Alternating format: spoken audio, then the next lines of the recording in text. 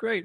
Welcome to Digital Asset News. My name is Rob, and today, just the thumbnail and title suggests, I have to tip my hat to Blackrock. They played things perfectly at the right time, and this really is a definition of smart money. So we're going to take a look at exactly what they're doing as they've come into contact with Coinbase as they form up a pretty big partnership.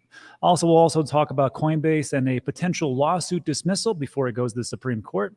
Then we'll talk about a Voyager and Solana update, which would be pretty interesting for people, especially for the ones that are on Voyager. And lastly, I think this is the most important part. We're going to talk about macro environment, economy from the people who are actually in the thick of it. Don't get confused with the numbers because you can cherry pick all those day long. Now we're going to take a look at people who are actually in it to where we are potentially going. Last, we'll do a little Q&A. So first things first, thanks everybody for showing up. I do appreciate it. Let's take a look at what's going on in our market today. Not too bad. We take a little bit of a pullback, kind of choppy going sideways, and it is what it is. In the last 24 hours, Bitcoin is down 3.7%. Look, if you're in traditional finance, this is like the worst day ever. For us, we call this a Thursday. Not a big deal. We're down almost 4%. I couldn't care less. Ethereum's down 4%. Binance Coin, Actually, everything's up. Down, I should say.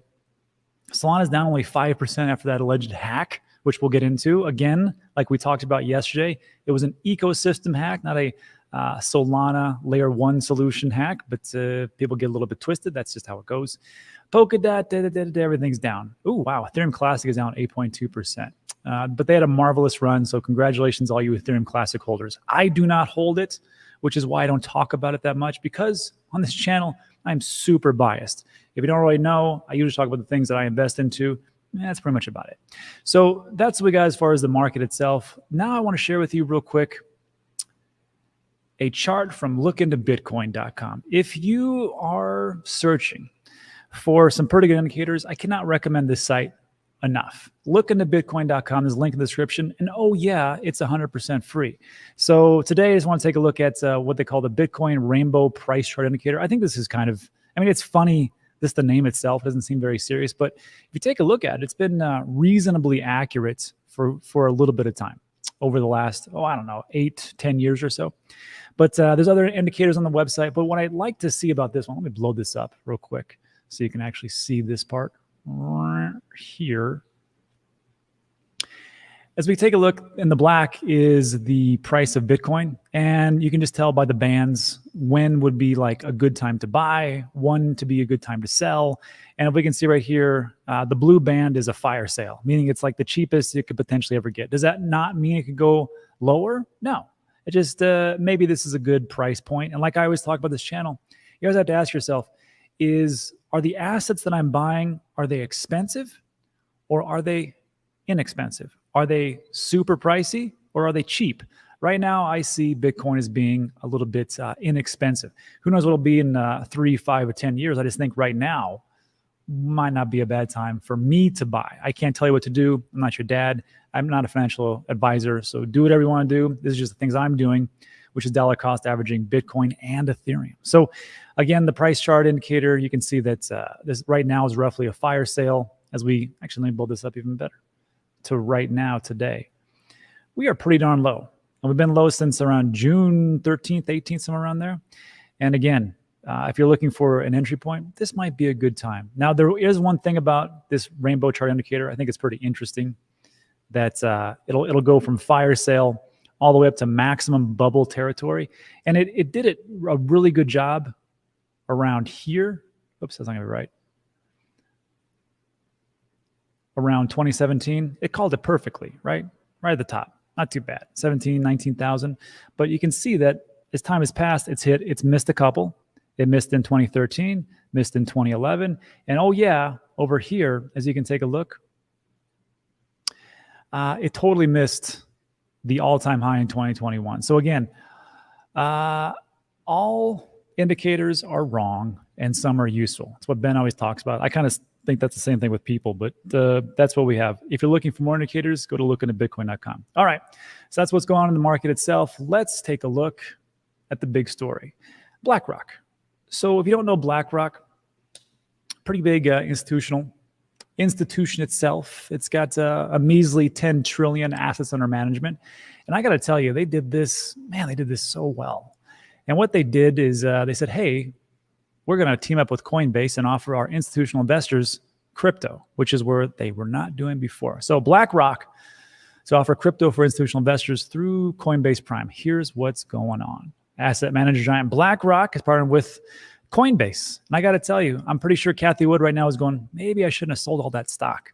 Anyhow, this is from Joseph Chalom, global head of strategic ecosystem partnerships at BlackRock. And he states, our institutional clients, let me say that one more time, our institutional clients are increasingly interested in gaining exposure to digital asset markets and are focused on how to efficiently manage the operational life cycle of these assets. This connectivity with Aladdin will allow clients to manage their Bitcoin exposures.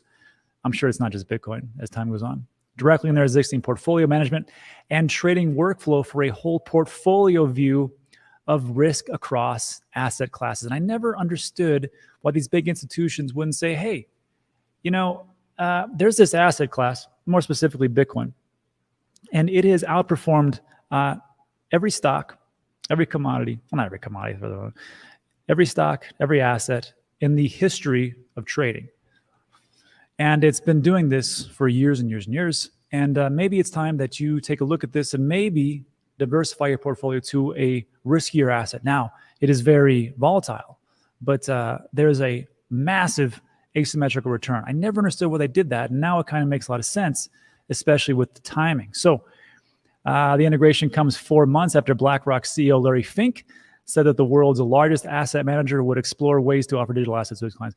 And I was like, did he really say that? And yeah, 4 months ago, March 24th, BlackRock looks to offer crypto services as client demand rises, which is amazing that, and this is very odd, you might not understand this, but outside of crypto, a lot of these businesses, institutions, and platforms, they actually set a timeline and hit it. I know it's crazy to think, especially with crypto, as it's a little bit erratic. But this is actually something they said they were going to do, and they did. So hats off to them. But this is the most important part. It's the timing. And it comes down to just roughly about a year ago, April 15th, 2021. That's Larry Fink. He's the CEO of BlackRock. And he says, cryptos may become a great asset class. I don't know, just maybe it will be, but it's, best performing asset class ever. But his institutional clients aren't interested in it. Of course, they're not interested in it because he probably tells them it's not that great. I mean, it may be something great down the line. I don't know what he said, but it is interesting that back then in April 15th, 2021, it's not that great. And then over here, they just put this out to their investors in a newsletter and said, hey, we are going to be putting this in through Coinbase, and maybe we should talk about crypto. The funny thing is if you take a look at April 15th, 2021, you know what that was? That was roughly the all-time high for cryptocurrency. So why would they want to get into that time frame? That's a recipe for disaster. They're just going to say, that's not that great. That's not the big deal. Just wait a little bit. And that's the difference between smart money and unfortunately dumb money. They wait. They know how potentially big it could be. And they say to themselves, you know what? Let's just slow it down. Let's just wait a little bit. Let's talk to our institutional, our clients. Say it's not too fantastic, but once it really goes down, and let me tell you, we are pretty down, maybe now's the time to get into it. And that's what smart money does. So let me just think about that in the comments section. I think this is the right time. People complain about bear markets, but this is when everything gets built. So let me just think about that in the comments section. Let's move on to Coinbase. More Coinbase news. Wow. Brian Armstrong's really, really hot today. Coinbase is asking the Supreme Court to stop lawsuits from account holders. The Supreme Court. Here's what's happening. And tell me if you think this is dumb or not. I find this offensive. Coinbase wants the Supreme Court to halt 2 lawsuits from account holders. The request comes after the firm unsuccessfully appealed the cases to the Ninth Circuit Court. So they went before the court and said, look, we should throw these out. These have no merit. Ninth Circuit Court says, that's not true. It's going to go forward. Latest saga for Coinbase. So the question was then is, what are these lawsuits that have such massive merit? These are the 2. The company is facing a suit from an account holder asking to be compensated for $31,000 in losses. Hey, that's a lot of money. Let's be honest, it is. After he gave a scammer access to its account. And from another account holder who's accusing Coinbase of holding 1.2 million sweepstakes in Dogecoin without specifying that participants didn't have to purchase or sell Doge beforehand. Let's get to the first part here. Let me just think about this in the comments. If I come to you and I say, hey, here's my bank account, here's the routing number, here's my passwords, you asked for it, I'm going to give it to you. They steal it from you, and then you go to the bank and go, why'd you do that? Well, you gave it to them.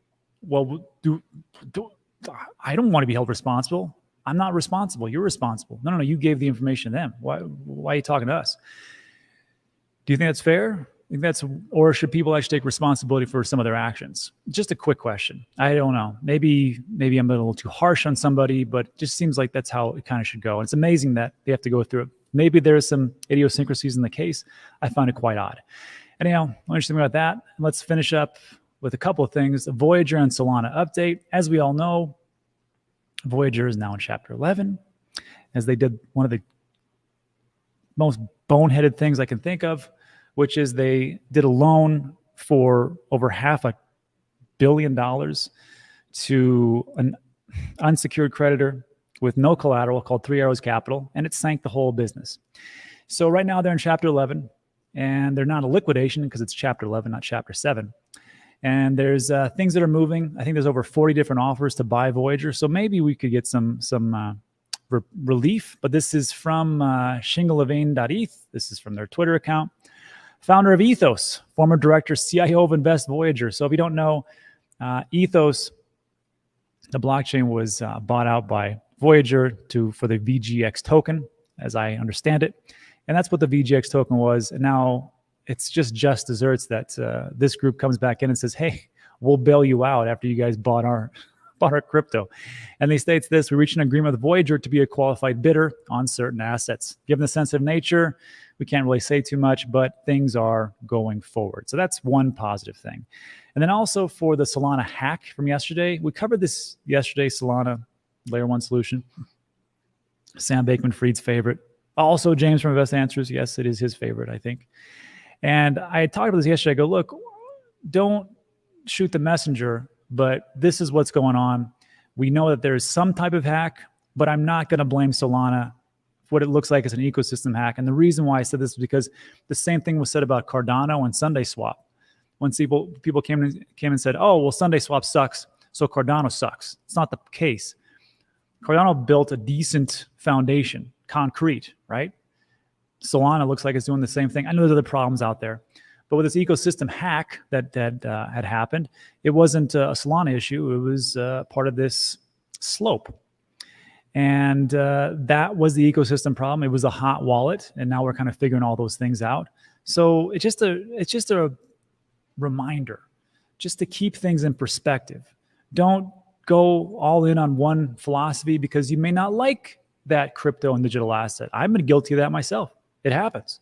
But just kind of sit back, take your time, let the information come to you so you can make the best decision, and that's for investment. And that really is investment advice. Unfortunately, I have to tell you that. Just take your time. I don't think anybody's going to sue me for that one. So this was from Sam Bankman-Fried. He said, this is a good example of how something can be underrated. A random dApp, Slope, gets compromised and is blamed for the underlying blockchain. To be clear, no core internal infra had any issues, single third-party complication. And then this was a Nomad hack and the Solana wallet, things that happened yesterday. So anyhow, I just want to bring that to everybody's attention that just because these things happen don't blame the underlying foundation. Sometimes it is the things that are built upon it. Anyhow, that's what's going on in the crypto world. Let's switch over real quick to macro. And on this channel, we try to figure things out and try to look at the big picture. We can zoom out when in doubt, zoom out. We try to zoom in when it's appropriate. And we know this problem is brewing. And we can look at data points all day long. Now, the problem is with data points, sometimes they are cherry picked. And that is exactly what the US government is doing with inflation. I personally believe. I could be wrong. So what I like to do is I like to get information from people who are in there and who can give me some insight. So there's two people I'm going to talk about today. One is this is a recording from farmer, rancher. Cows, horses, goats, and those types of things, and the price that is being plagued upon by these people because of inflation, how it's going to affect, not now. It's like going through the mouth of a snake. It doesn't affect you right now, but as it passes through everything in 6, 9, 12, 18 months, that's when you're going to feel it. And that's why it's always to be a little bit cautious. So just take a listen to this. Let me stop my screen. Let me share the tab so you can actually hear this. Go from there. It's under a minute. Again, from a rancher, farmer, and what this is going to mean just for food supplies, just for food. Listen to this. People being concerned about the gas prices, but what you really need to be concerned about is what your food pricing is about to jump to. Okay, calves and babies are just now being born. Keep that in mind. So the cost to raise them hasn't hit yet. This bale of hay last year was $4. Bag of grain last year was $6. This trunk full in here last year would have cost me $14. Today, $20 for a bale of hay, $18 for a bag of grain. I got 2 bales in here. It's $58 worth of food. Last just my goats and my horses 2 days. That's it. Wait until the prices catch up with your slaughter market when we start rendering animals in the fall. Prepare for $17 a pound chicken, $25 a pound bacon, $30, $40 a pound beef. It is coming. It's not a joke. Please be cautious. Please prepare. People being concerned about gas. Can't say it much better than that. So these are the things that we're looking off in the future. Right now, things look all peachy keen. A little bit of a change for some parts, but I think there's some bigger issues coming. And then that will lead me to my next point. If we talk about the data points, and this is the thing that astounds me sometimes with data. This was Twitter account Silver. Well, actually, this same account over here, which was Wall Street Silver. Great account to follow on Twitter. They got a lot of great macro events. But if you take a look here, they said, hey, the new home average price. This is from the Fed in St. Louis. And when I was looking at this chart, I'm like, this doesn't make any sense because it's looking like that the average house price was $570K and then dropped all the way down to $450K. And I was like, I don't know. So I took a look at the actual from the horse's mouth, pun intended, from the Fed economic data. And you can see that, yes, look at these prices, crazy.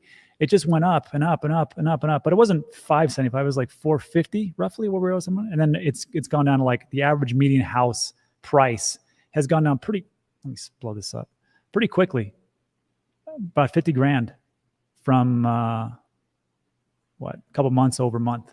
So that's what we have for the macro event. So I'm like, I still don't have enough information. So what I did was I reached out to Caitlin McKeague. She is a realtor in Phoenix, Arizona from Desert Dreamers Real Estate. And she had a great video which talks about our buyers gone, Phoenix real estate market update. And again, there's no greater intel that you can get other than the people that are actually in the thick of it and really know what's going on. So I linked this video in the description below, and also to our YouTube channel. You should check it out. Great macro information as far as what's going on in the industry. But on top of that, I had her come on and we did a quick 9-minute interview about what she sees in Phoenix, what's going on, the macro event, zooming out, zooming in, what her colleagues are saying, and where she thinks things are going. You can't get better than this information from somebody who's actually doing it. So let me play this on, and I'll see you back in about 9 minutes or so. And also, if you have a question for Caitlin, she's in the chats right now. So listen to this and ask her any questions you want afterwards. Let's take a listen. So as promised, what I try to do is bring people who are like boots in the ground, who know exactly what's going on. And I reached out, and thankfully, Caitlin McKee came on the show, Phoenix Real Estate, to talk to us about exactly what's going on. So Caitlin, welcome to the show for the first time. Thank you so much for having me. It's a pleasure being here. Yeah. So yeah, we really appreciate it because I don't trust some of these data points. You can pick and choose what the data points are, but there's no better intel that you can get from somebody who's actually in there and actually doing it. So I've got 4 questions for you today, Caitlin. The first one is, let's zoom out. Let's take a look at what's going on as far as the national scale and what the data is that you've been reporting. Then we'll actually zoom in. What does your local market tell us? Because you are in Phoenix, Arizona, and the surrounding areas, not in all of Arizona, but what do you see in your area? Also, number 3 is, what have you personally seen? And what are your colleagues saying to you? I think there's a lot of great information there from the people who have been around for quite some time. And then lastly, what's the long-term outlook for housing? So, Caitlin, let's zoom out.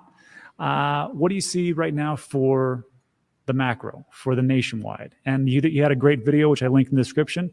Everybody should check that out. But what have you seen so far? Yeah, so the whole country is starting to see a slowdown, some markets more than others.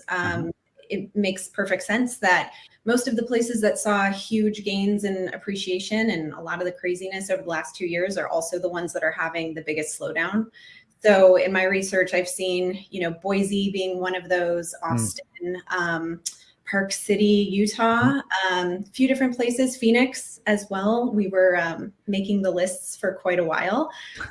And so, with everything going on with interest rate hikes, that's really been the main catalyst to change the market, slowed down buyer demand quite a bit. And then, everyone wanted to sell their house at the peak. And so we got an influx of listings across the nation and a lot of buyers who said this is too expensive. And that kind of slammed on the brakes for us on a national scale. So everyone's feeling it. It's just some markets a little bit more than others. Yeah, because there's some cities right here which are still booming. Like you got the Miamis, you got the Austins, and those will probably go up for quite some time because everybody wants to move there. But there's always going to be those cities which are nationwide slamming on the brakes like you talked about. Okay, so that will lead me my next question then. Let's zoom in. What does your local market tell us, especially in Phoenix and Queen Creek and Chandler and Ahwatukee, those types of cities? What do you see what's going on for housing? Yeah, so sales have slowed down quite a bit.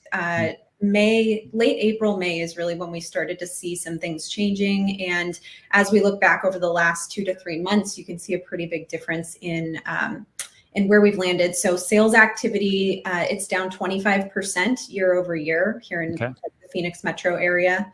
Our new listings coming to market, like I said, we got most areas got a big influx of new listings, Phoenix being one of those. And we were seeing new listings coming on the market like 1,000 per week, which was an insane amount compared to what we've seen. Yeah. We couldn't even have more than like 5,000 on the market at any time in the last 2 years, roughly. So to see 1,000 new per week, and then at the same time, buyers saying like, wait a second, this is getting really expensive with these interest rates. I'm going to hold off. So then we started to just gain a bunch of inventory because the sales were slowing down or transaction volume was slowing down. So the new listings coming to the market, that's up about 5 to 6% year over year. Which doesn't sound huge, but that's mainly because in the last 2 weeks, it just started to slow down. So we'll see. It hasn't been coming as fast as they were back in June. And then our demand is down about 28% here in Phoenix year over year. So that's kind of been the big killer for us. Yeah. And so you've got the demand is decreasing. You have the volume of the actual houses that are still coming in, but not to a greater degree like they were before. Is that what's going on? Yeah. And when I say before, I mean like last month. Got you. Well, you know what? That would lead me my next question, which is, what have you personally seen? I've got a couple of friends who are in real estate here and then also in Puerto Rico. They're telling me that, I've got a lot of people who are backing out, a lot of people who they put in an offer and they withdraw the offer. But what are you seeing around town for you and your area? Yeah, so there's a lot of that going on too. When this all first started, it got very quiet. So I was kind of the first one to say like, something's definitely going on here. I remember in April, I did an interview with Yahoo Finance, and their whole, question for me was like how crazy the Phoenix market is. And I'm like, I'm starting to see some things that are changing. But, I'm here to talk about the craziness, but I was like, we're just seeing some indications now that things are going to slow down. So that was kind of the turning point. But right now, I'm starting to feel like people are capitulating, finally realizing like, okay, interest rates aren't the end of the world. I still maybe need to buy a house. Things are starting to just kind of not even out yet, but I think things are starting to shake out a bit where people are beginning, a few people are beginning to feel comfortable. So I've been noticing a lot more outreach from buyers who want to start the buying process than I had in the last 2 months. So I'm hoping that kind of the shock is over in some ways. Also, listing activity in terms of showings, offers, it feels dead compared to what it was 3 months ago. Median days on market is 20 or so here in Phoenix. And it used to be like an hour, right? Yeah. So 20 days feels like an eternity. But with that, that's creating a lot of listing cancellations because sellers went on the market hoping to sell, cash out, catch the peak, whatever it was. And they're not getting a lot of activity. They're not even getting offers, or if they are, they're not offers that they like. And so they've decided to just cancel their listings. So that big influx of listings is kind of starting to shake out, and we're not seeing as many more come to market. So it's all very, very fluid. And I'm hopeful that in the next 1 to 2 months, we start to see which direction things are going to head. It brings up a good point. Maybe we have a time bias. Maybe it's because we take a look at the market of what it was recently and say, well, it's crazy. There's going to be all these houses and people are going to get cash offers. People are going to step in and it's going to be really a seller's market. But now that we don't have that and we come in this other part, maybe people are like, well, this doesn't feel right. But maybe that's just the actual norm. Like, can you compare this time what you just talked about is like people canceling listings, people kind of getting out, withdrawing offers, to maybe another time when you were a real estate agent? Yeah. I don't know the numbers off the top of my head, but for instance, like price declines, we've had like 5,000 listings decline their price this week alone. And, I think a normal number for that is, in the low thousands, but in the last 2 years, that was like non-existent. No one was cutting their prices. So that's a huge increase. As far as canceled listings, I mean, that's always existed, but it's definitely, when you look at the data, it's just a huge spike lately in the last month of canceled listings. Gotcha. Maybe everything's just going to even out. Just going to take a little bit of time, which I guess would lead me to my next and last question, which is, what's your long-term outlook for housing? I know there's some people that are calling for this is the end of the world, destruction, Mad Max Thunderdome, and it's going to go crazy.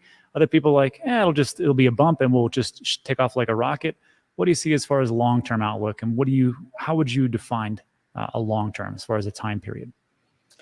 Yeah, I do think it'll be a little bumpy for a few more months, maybe through the end of the year, till we kind of figure out where we're going. But we had just an unsustainable market. So we're due for a correction, and that's really what I think is going to happen. So, prices are going to come down, but it's not going to be anything catastrophic, in my opinion. I think we got to get our footing over the next few months and figure out what this new market looks like. And then we'll probably stabilize a little bit. So I would say through the end of the year, maybe into Q1 of next year, things might be a bit rocky. And again, I'm talking mainly for Phoenix just because I know that so well. On a national scale, it's hard to say. And I think every market performs a bit differently. But for Phoenix, we have a lot going for us in demand and desirability. And we still have a shortage of housing here. We still have low inventory, even though we've had all these new listings, we're still really low compared to the population. So I think those factors will come back into play once we figure out where we want to be.